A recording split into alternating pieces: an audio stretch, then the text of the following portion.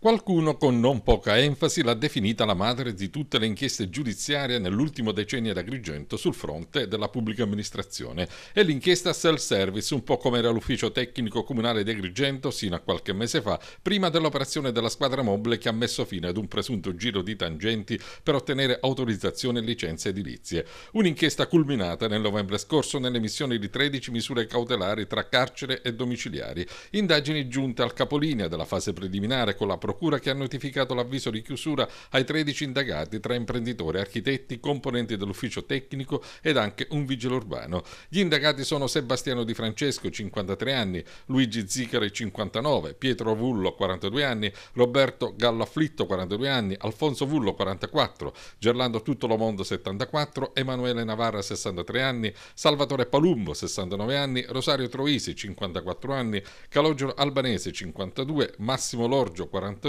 Vincenzo Lorgio, 89 anni e Pasqualina Sciarratta, 81 anni. Tutti devono rispondere a vario titolo di associazione a delinquere, abuso d'ufficio, corruzione e concussione.